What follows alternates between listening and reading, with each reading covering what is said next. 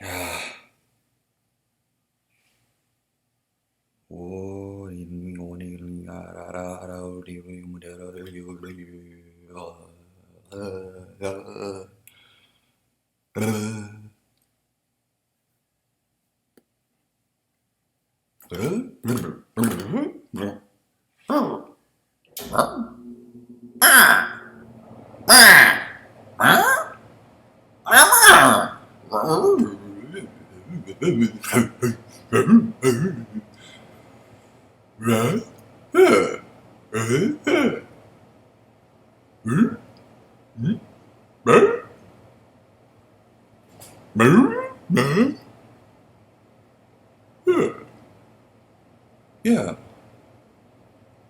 Huh.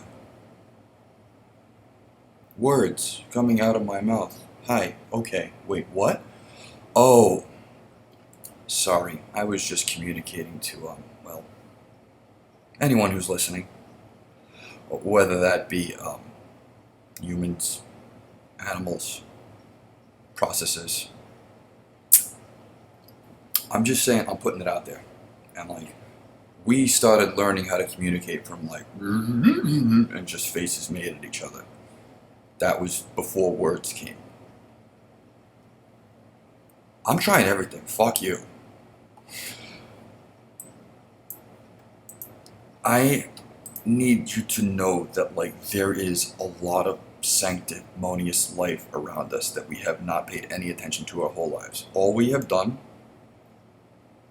is kill them or prevent them from eating us or eating part of us or reproducing in us. I don't know. But, like, sometimes your parents won't even let you fuck in the house. Really? Like, why are you going to hold that against them? Yeah, that's right. Not letting viruses reproduce in you is like you're being rougher than your parents on, like, things that you don't understand. Think about that for a little while, and think about how little they understand about what the world you live in. Look, reproductive success, we've built it into a zero-sum game based on, like, our economic choices. For better or worse, they've gotten to where we are, but I think success is starting to look more and more random. I think some people are going to be born into it and just be automatically successful people, and they're not going to not be successful. That's how tilted our world is. So let me just say what is right now, and that is we need to make zero-sum, like, less of how we see, our own reproductive success and that of all other quaternary matter. And without further ado, hear me all base 2 and future base 3 value widgets. I am explaining what reproductive success in a cooperative base 4 environment feels like. This is my legacy code over time, my most treasured memories of my upbringing from my perspective. The first one of which is hating some banana mush thing my grandma was forcing me to eat. It was disgusting. I haven't eaten fruit since. It was also in her ridiculously massive house. She and my grandfather were well off. They weren't married, so they both did well separately, and neither of them helped my mother. My mother worked like a fucking dog. She did. She raised a business back when women still had those problems. They don't have them anymore. They're equal now.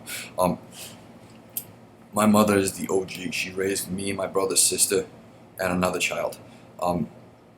And my grandparents did as little as possible. To put it into the vernacular, they were Jews about it. They gave when they needed to, but that was it. My mother had to complain a few times. Think about that conversation. Like, you're all Jews. Like, it's not going to happen well from here. This is just all, like, really, really representing our society terribly. Yeah, we are. Yeah. As much as you say, yes, we are all about the money. 100%. 100%. 100%. 10 times out of 10. That's a minion, by the way. I need to go quickly here because I only have a certain amount of time. I went to preschool at the Mid-Island Y in Plainview, New York. And, like, it wasn't great, but it worked, and I learned how to swim in a place not public. I learned how to swim, period. that I did it in a place that was not public, that we used to have public pools, like that was a thing. We did it in the summer, public pools, people socialized there. They don't exist anymore. You gotta go to a hotel to get a pool that nice. Or that shitty, depending on where you go. I lived in Miami for a while, so I saw shitty. I met a friend, one of my best ever, named Ben, whom I'd share ice cream jokes with to this very day. In kindergarten, I went to a very nice school in Syosset, right next door, public school, where my kindergarten teacher changed her name from Gordon to Abramson, so we had to remember her name twice. And my dad could only ever talk about how much of a dish she was. Like, I didn't understand what that meant, but I knew it upset my mom, and I didn't know how to tell him to fucking stop. And he kept saying every goddamn time there was a fucking, man, she's a dish. I don't know what that means. Stop saying it. He's the most feminist man I know. What am I gonna do? Like, I met my best friend David there, who to this day, he doesn't know this, but I refer to him like internally as Jew Dave too, because he looks twice as Jewish as me, but he's only half. He looks twice as Jewish as me, but he's only half. In first grade, I meet in Macaluso's class when one of the new kids had surgery and then came back, and some dude punched him. Like that day he came back with the fucking stomach thing. He was the new kid that I never met really, but there was a new kid that I hung out with and I got to know really, really well. And me and him kept competing with the future salutarian on the reading logs, and like it didn't end well. Me and him were second and third, and like she was way ahead of us. I only remember because we had to do the reading logs with the reading things, and they were arranged in colors, and that the first color in kindergarten was rose, but the last color in first grade was rose.